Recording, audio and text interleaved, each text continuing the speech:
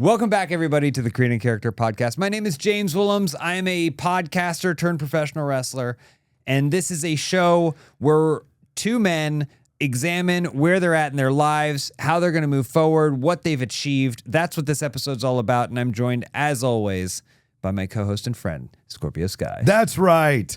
And, you know, kind of, we've thought of me in this show as the wrestler turned podcaster. Yeah.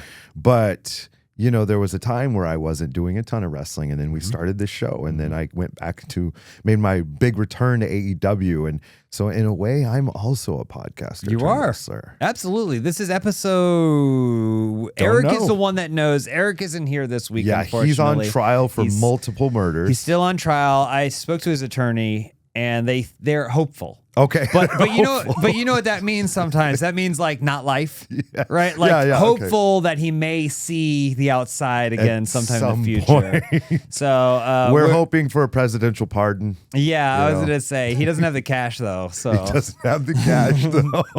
Yeah. I would say we're wishing Eric the best, but we haven't seen all the evidence. Right. Oh man. So we are coming off of last week's episode where we had Elise Willems. Yeah. I almost said Williams, as she almost I did almost last say week. Williams. Great episode. That was a lot of It fun. was a lot of fun. Definitely have her back at some point. I knew she'd be good on this show. The interesting thing about my relationship with my wife, she is also my creative partner in most of our projects. She's like the feedback that I value the most.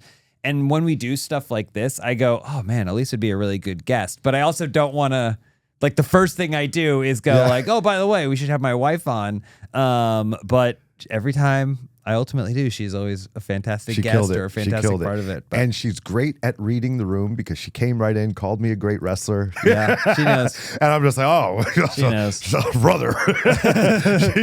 she knows the business, brother. Yeah. So, that was great. But yeah, so Eric was the one who would know what episode number this is, but that's kind of what I want to talk about. This episode is a looking back, this is our retrospective on us and a look forward episode. This podcast, we're on 30 something, right? This is episode 30 something, maybe. But this is something we just started this year. Yeah, we are deep in the weeds on this. So I want to get your feedback on like how you're feeling just about having done the show. You are a podcaster now. Most podcasts, I think the statistic is, don't last 5 episodes. You've done 2 podcasts now that have made it beyond 5. Yeah. So that's crazy. Yeah. And you know, at the time of this recording, I was just at GalaxyCon in Columbus, Ohio. I did a little bit of a signing before the AEW show that night. And I always love this when I run into fans that are not only fans of wrestling, but they're fans of the show. Had people come by, and every fan that reaches out via DM or some sort of message on some platform and mentions the show, talks about things they like, talks about episodes that resonated with them. I love it. So keep doing it, please. And just thinking back, I feel we've had so many great moments on this show. I mean, we joke about the popcorn all the time. One of my personal favorites, honestly, was when we went into your past and your family, and when you went back to Curacao. Yeah. That was really, really fun. And, you know, I'm looking forward to a lot more like that. Yeah. One of my favorite things about doing this show, because I do another podcast that doesn't ever involve uncovering personal stories or things like that. This is way more of a personal podcast for me. Is we record generally week to week, right? Once a week. Sometimes we'll do 2 a week, and you know, but they're topical enough that when things happen in our lives, we bring them to the show and we can talk about them. So my trip to my grandfather's country and stuff like that that's where I got to unpack a lot of that, was on this show. And I think that's like such a cool aspect of this, and having done it this year. Yeah. That was really cool. And I think there's just something that's therapeutic about doing this show, for me at least. I think back to when the show started, and I think it was the first episode, we kind of got into some of the things that I was dealing with on the wrestling side, which ultimately improved as time went by, and really taking our audience through that journey of seeing my frustration and disappointment when things started, but still being upbeat and positive about it, to seeing, oh, now he's back, you know, and he's ecstatic about the way it went, and now it's this and that. And so that's been a really, really cool thing for me. And I hope the fans of the show have enjoyed that. And that's what it's really all about, of just like diving into our lives, giving a real look at it, and just taking people on the journey with us. This isn't like a really structured podcast, as you know. A lot of times we're just kind of getting out here and talking. And really, even when we did our first show, my ultimate goal was for the viewer to feel like they are just sitting in a room listening to a couple of buddies talk. And I think we've really, really accomplished that with this show. Some may like it, some may not. Sometimes it gets a little off the wall, but hey, man, that's how conversations are, and it's all the better. Yeah, more positive feedback than negative, I feel like. By far. But you mentioned, you know, you speaking about your frustrations. I think that's one of the things that I always think about in terms of goal setting for myself. Thinking about goals that I've worked for and then goals that I'm setting is, I feel like it was 2020. There was a lot of, when everyone was stuck in their homes, there was, you know, Black Lives Matter. There was a lot of tension just related to class relationship and things. 2020, when all that was happening, Twitter was on fire. People were sharing everything. And I remember seeing a philosophy, like a constructive philosophy, which is people thinking like, oh, well, I like speak it into the world. If I speak it out loud, then it'll come back to me in a lot of ways. And I do believe in that, maybe not in the magical sense that some people do, like, oh, it's magical if you just speak it, it'll magically appear for you. I think most people just don't always know. Everyone exists inside their own head, and they have their own goals and challenges that they're facing. And when you say things out loud, I've noticed for myself, especially when you just say things out loud, someone goes, oh, I didn't realize you wanted to do that. Right. Like, even if it's obvious, even if it's you. For sure. A lifelong professional wrestler who still has all the skills, all the talent, all the health to do it, right? Just coming on a show and being like, I wish I was being utilized, you know, on TV. You know, I'm ready. I don't know why I'm not. And then someone hearing it, whether one person or many, and then going like, yeah, why not? Yeah. Oh, get on TV again. You know, like stuff like that happens all the time. And I think it's a better way to think about achieving goals than it is to be pissed off, get frustrated, and just whine about something that's out of your control anyway. I couldn't agree more with you. Sometimes it's scary for people to voice what their goal is, especially if it's like a wild dream. You know, I know growing up as this skinny kid in Southern California saying, oh, I want to be a professional wrestler. And people are looking at TV and they're seeing The Rock and Stone Cold Steve Austin and these huge guys. They're probably looking at me and thinking, this guy's crazy. And nobody wants that. But there's something to putting it out there verbally that makes you almost more accountable to that goal. It's like, well, I've put it out there. Now I have to do it. And I don't even know if that's the mentality, but that's really what it is, whether it's conscious or subconscious. And so there are times, there have been many times over the years where I have spoke something and even if it seemed outlandish, and it happened. And I really truly believe in that. And like you said, maybe it's not like a literal speak something into existence, but it really could just be a matter of putting it out there that makes you hold yourself so much more accountable that you're even more driven to go make it happen. And I think that's a wonderful thing that everyone should embrace. Yeah, absolutely.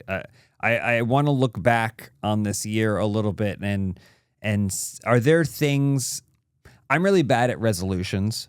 I'm not one of those people who is anti-resolution, but even if I do, if it's December and I go, these are the things I want to achieve this year, I'll like, it'll be February and I go, what did I say? Like, I don't write it down. I don't see it on a board in front of me every single day. So sometimes I forget.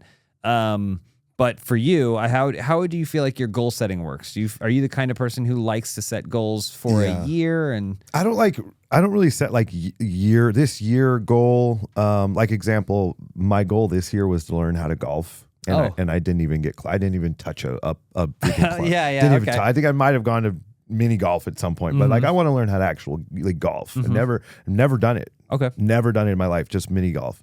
And so I guess I'd have to roll that over into next year.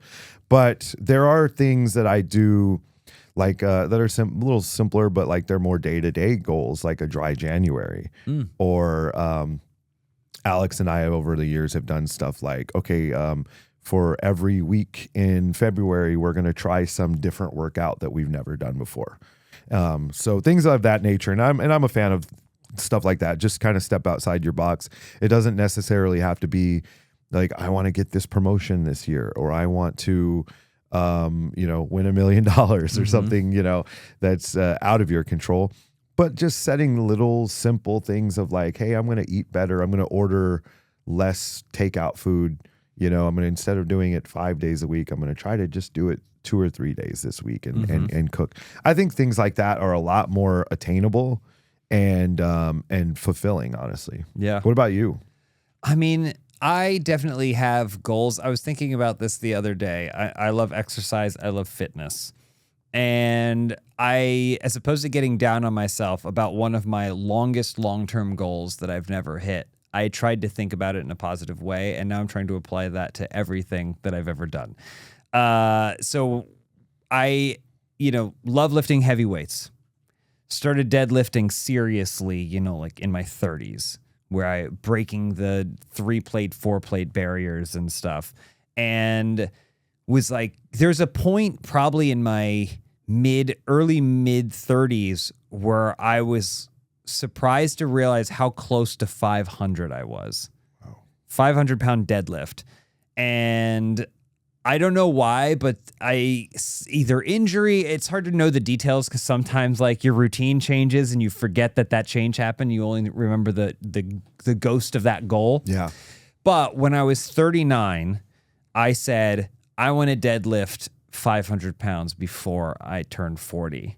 And so I started working towards that, and I did not get there. Okay. On like the end of my 39th year, right before my birthday, I attempted it and I got, I think it was like 480 or something.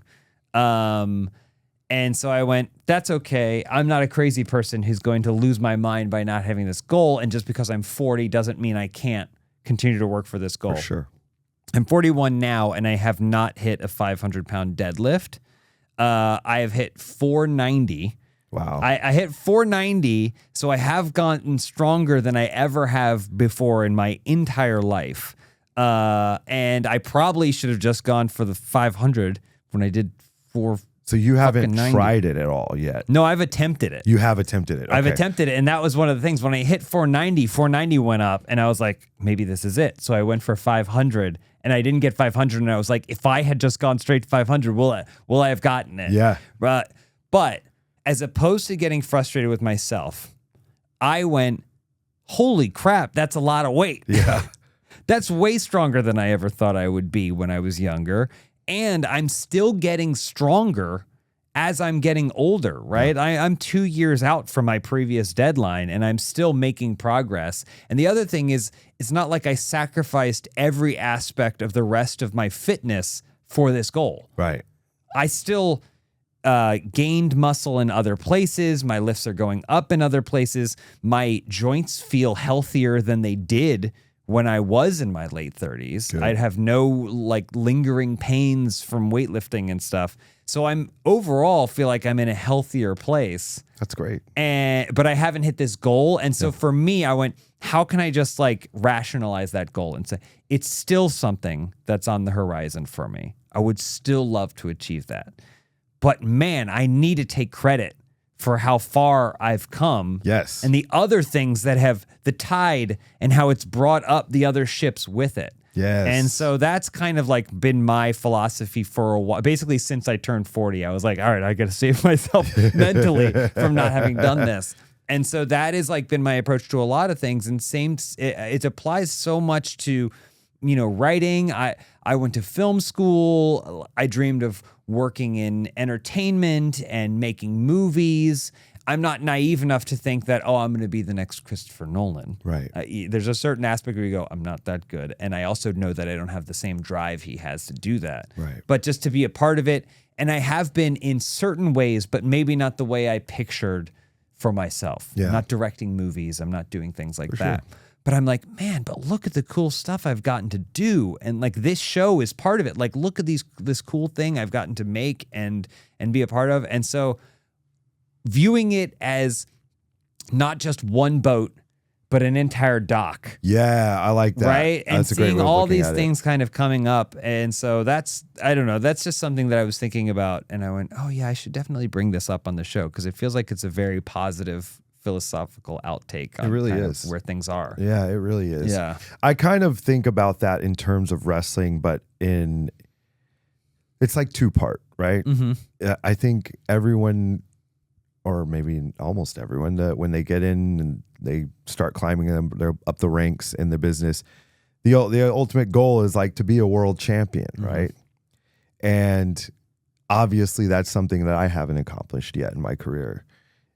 And it's one of those things where it's like, okay, if it all ended today, I should think like that. Like, you know what? I never became a world champion, but man, I did some really cool stuff. Like I did way more than I ever thought I would do. And I think even more than everyone else thought I would do, So then the second part comes in of like, well, it's not over today. It's not over. Yeah. And it's kind of like, there's still that desire of like, yeah, I've done some really cool stuff. I'm continuing to do some really cool stuff, but I think that's still out there and I'd still really like to do it. Yeah. And I believe I could do it. Even if other people don't believe it, I believe I can do it. And that's really been my entire life in general of like, I don't know if you can do that. Okay. All right. Let me go do that. And so I think that's again, two parts of just like recognizing all of the boats, all of the ships of like, man, like, look at this body of work. This is amazing. Yeah. And then still there's others to conquer. That's a great way of looking at things. It's really fun. I mean, I'm just curious, what is the largest that you're aware of, the largest, say, in-person audience you've performed in front of? Ooh. Do you know? Maybe Arthur Ashe Stadium. Because I wasn't on any of the all-in, like the big ones they've been doing.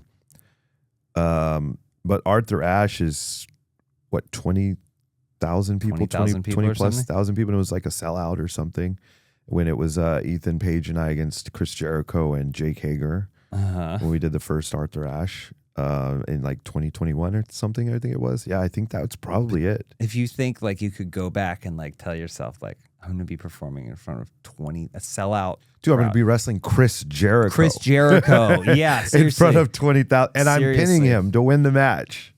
Like, if you went and told me when I was however years old and I'm watching Chris Jericho, I'm in high school and I'm watching Chris Jericho in WCW, like, the crazy thing is, I was such a crazy kid. I probably would have been like, heck yeah, I am going to do that. But like looking back now, it's mind blowing to me. Yeah. Things of that nature. Like that's just crazy. Yeah. That I can sit backstage and have a conversation with Christian or Edge or the Hardy Boys. Just like, what the heck? It's nuts. Or I remember after the first couple shows in AEW hearing Stone Cold Steve Austin say my name on his podcast. I'm just like, dude, that's Stone Cold Steve Austin. Like, it's insane.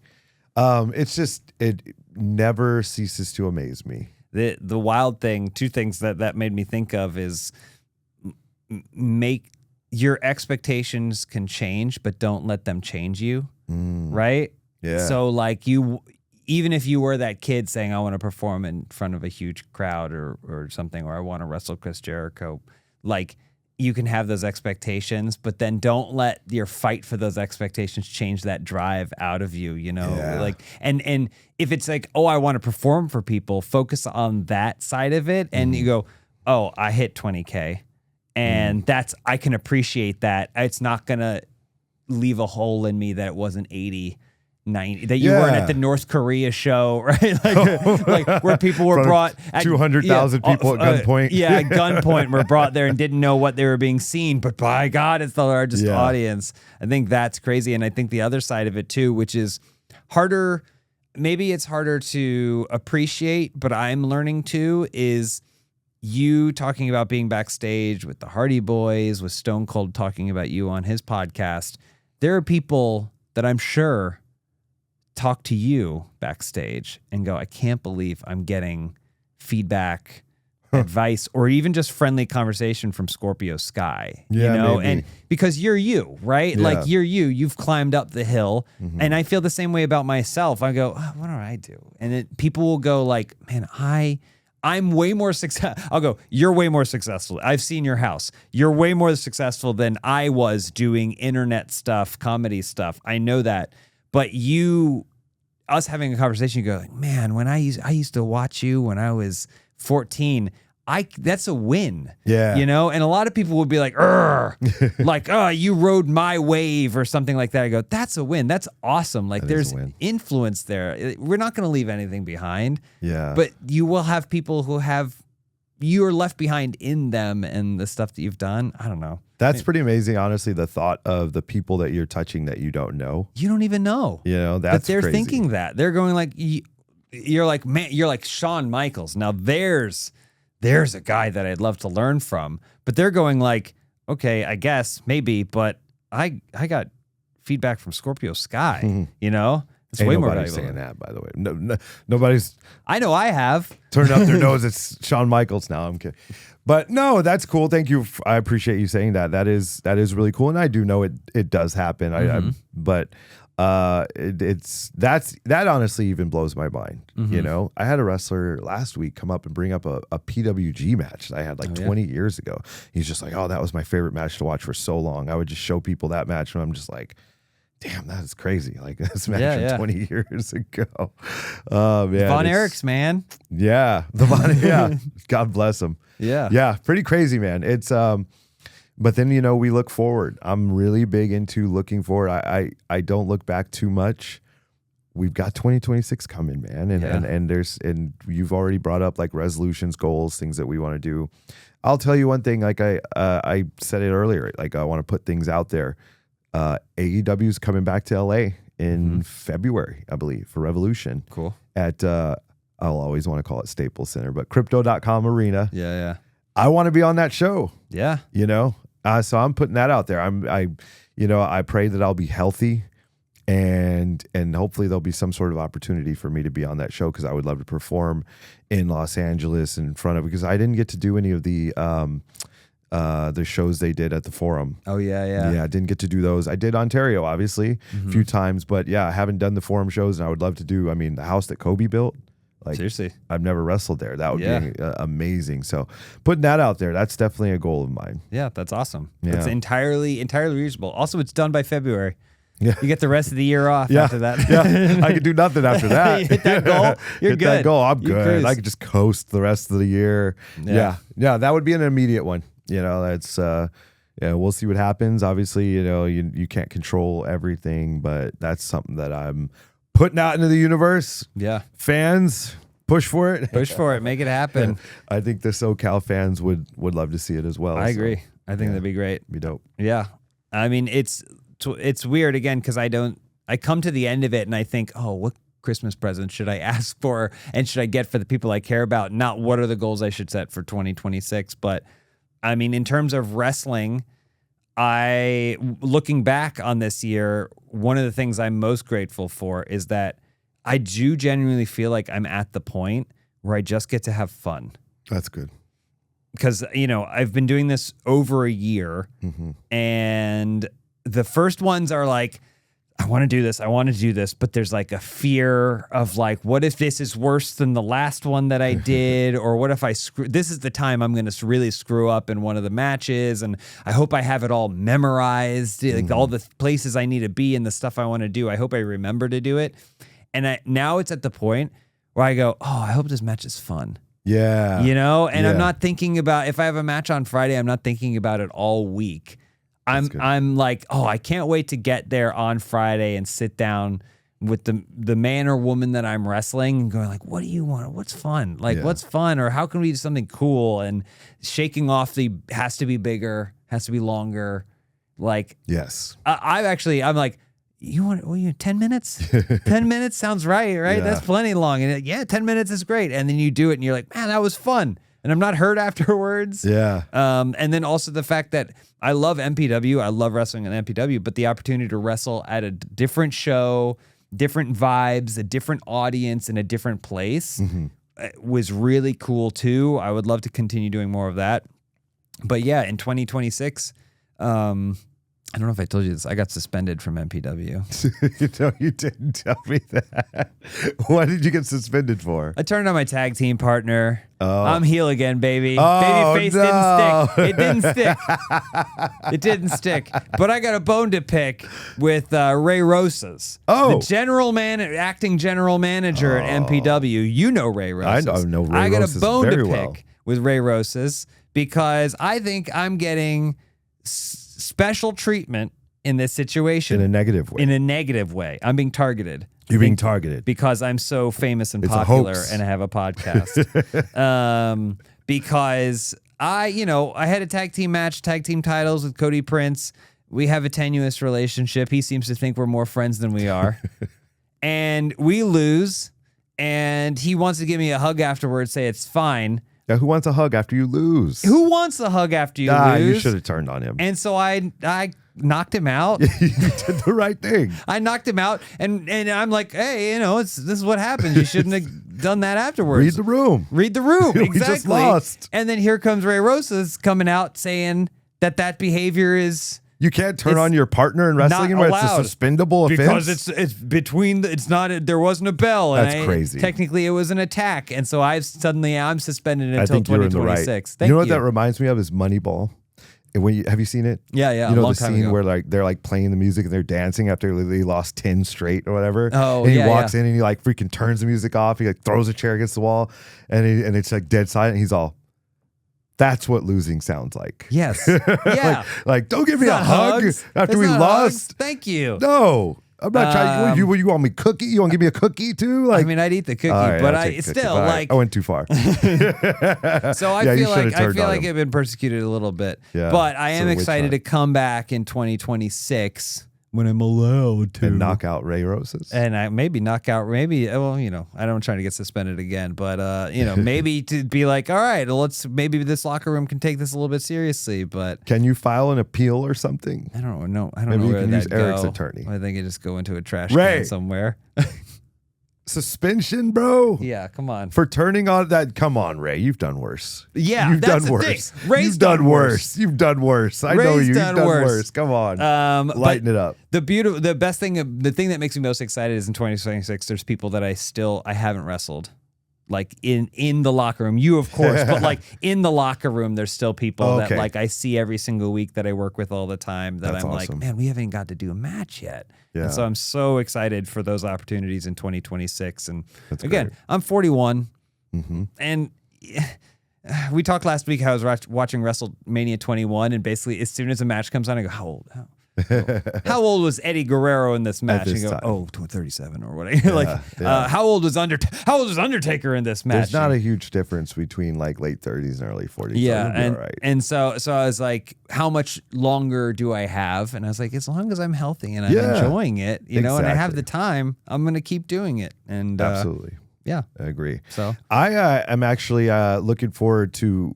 I'm setting a goal. I want to get in the ring a lot more in my off time, and I know it gets a little hard because of the travel and when I'm home, I'm doing this show, I'm doing this other thing, and I've got my hands in a lot of different buckets, but I have set the goal of like I need to carve out a little bit of time somewhere and just get in the ring on my off days just to like work a little bit more, because I think that's going to help me health wise.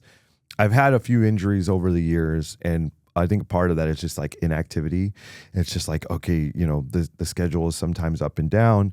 Sometimes you're wrestling a lot. Sometimes you're not wrestling a lot, and you lose your callus. Yeah. And then you lose your callus and you kind of get in there and you're a little rusty and then you get hurt.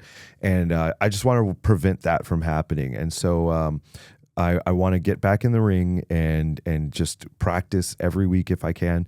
And I want to start helping out some more of the guys in the local scene. There are ideas I don't want to speak about yet, but there's definitely things I want to do for the local scene to kind of try to give back. And that's also a goal I have going forward. So That's awesome. 2026, hopefully I'll be able to do that. That's awesome. That's super cool. Yeah. I mean, we've gone through there. I feel like there's so many other things, but like, I want to ask the audience, are there goals that you set for yourself in 2025 that you just knocked out of the park?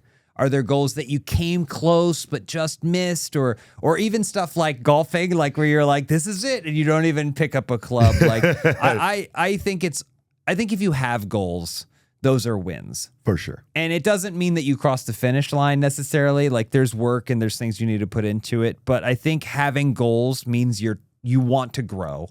Yes. Right? You want to grow. You want to try new things. You want to expand your experience. And I also think that's kind of like one of the main things we talked about when we started this podcast. And that's why I love that we've been doing it every single week. And we're going to keep doing it into 2026 as long as we can. And we appreciate your guys' support as always. Let us know down in those comments some of those goals that you had. Share the podcast with a friend. And also, we want to do our last podcast of the year. We still have our Christmas one. Yes. We'll see if Eric's back for that one. We don't know. If not, send him a cake. Yeah, with the big file in it. What was that supposed to do? Such an old. But I'm like, it's gonna take weeks to do that. At some point, a guard's gonna go by and go like, all he's gonna do is go out the door, right? Yeah. And then you're just in the main area where all the security is. Yeah. What was the point of that? Let us know in the comments. Why a cake? Dude, Cake is the only thing large enough to hold a giant file, I guess, that no one ever checks.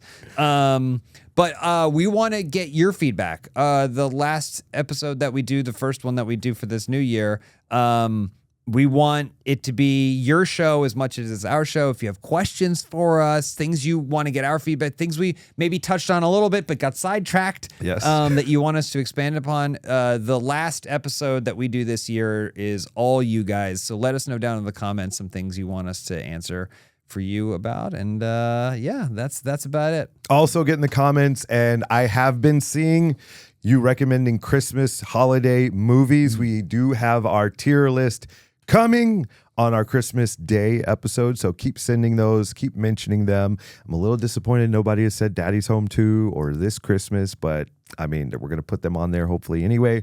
If you want to get more of me, look up Scorpio Sky anywhere on social media. As for you? Yeah, James Willems. Basically, Instagram is the only place I really exist anymore. But this is also the best place to find me here is on the Creating Character podcast. Creating Character Pod on YouTube, on Instagram.